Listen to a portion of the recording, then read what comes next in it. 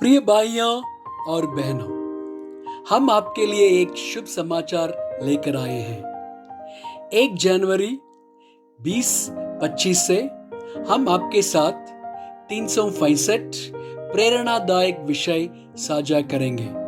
साल के हर दिन हम हर एक विषय और उसे संबंधित वचनों को पोस्ट करेंगे।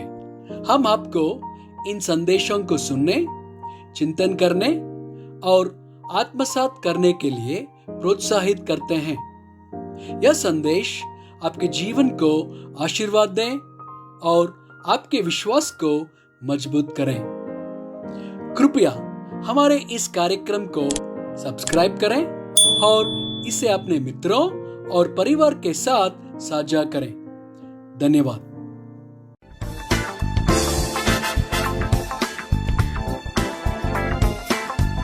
आज 206वां दिन है और विषय है जिंदगी। उत्पत्ति 2:7। और यहोवा परमेश्वर ने आदम को भूमि की मिट्टी से रचा और उसके नथनों में जीवन का श्वास फूंक दिया और आदम जीवता प्राणी बन गया। यूहन्ना 10:10। चोर किसी और काम के लिए नहीं परंतु केवल चोरी करने और घात करने और नष्ट करने को आता है। मैं इसलिए आया कि वे जीवन पाएं और बहुतायत से पाएं। यूहन्ना 14:6। यीशु ने उससे कहा, मार्ग और सच्चाई और जीवन में ही हूँ। बिना मेरे द्वारा कोई पिता के पास नहीं पहुँच सकता। नीति वचन 4:23।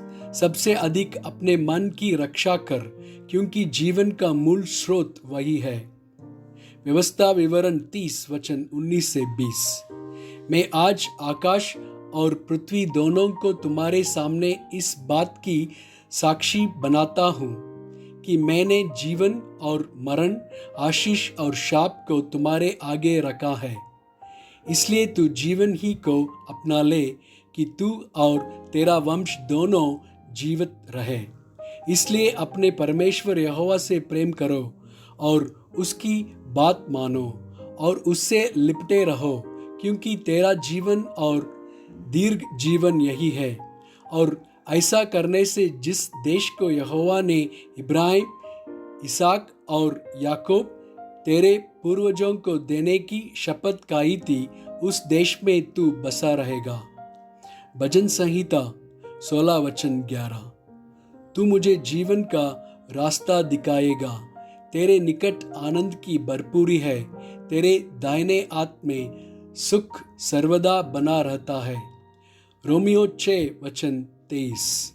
क्योंकि पाप की मजदूरी तो मृत्यु है, परंतु परमेश्वर का वरदान हमारे प्रभु मसीह यीशु में अनंत जीवन है।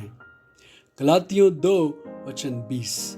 मैं मसीह के साथ क्रूस पर चढ़ाया गया हूँ और अब मैं जीवित न रहा पर मसीह मुझ में जीवित है।